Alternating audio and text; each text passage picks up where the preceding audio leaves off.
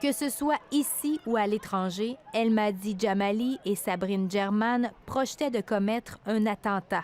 La menace était si sérieuse que la sœur de l'un d'eux a prévenu la police.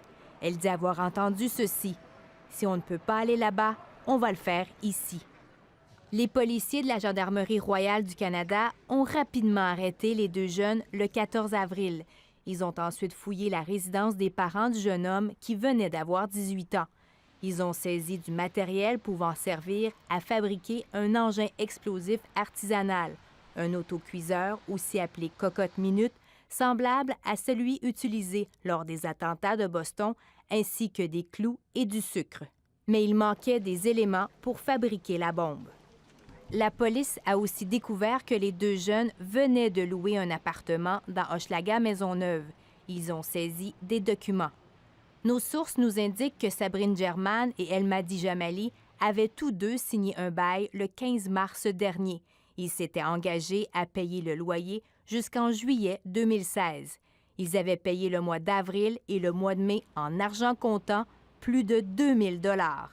Le couple a raconté à des connaissances qu'ils venaient de se marier et voulaient fuir leur famille. Nous avons aussi établi des liens entre deux jeunes partis à la mi-janvier pour la Turquie et les deux accusés.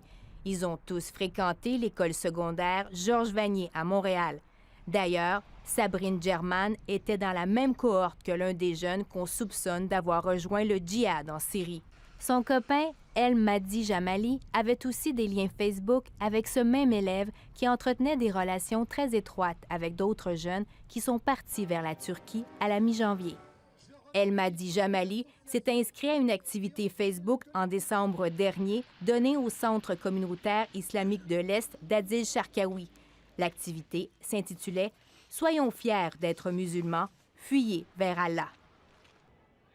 Et Karine, depuis l'arrestation du couple, l'enquête policière a beaucoup progressé. On risque d'en apprendre encore davantage. Oui, parce qu'il faut comprendre qu'ils ont été arrêtés la semaine dernière. Il s'est écoulé 6 jours avant que des accusations formelles soient portées contre le couple. Alors, les enquêteurs de la GRC ont rencontré des membres de la famille, des proches, des amis, des jeunes, mais également, ils ont fait des perquisitions, comme on vient de le voir, et ils ont effectivement obtenu de la preuve accablante, puisqu'ils ont porté ces accusations-là, qui sont très sérieuses, et éventuellement, effectivement, on va en apprendre davantage sur le plan qu'avait ce couple. Il va y avoir une suite au palais de justice demain.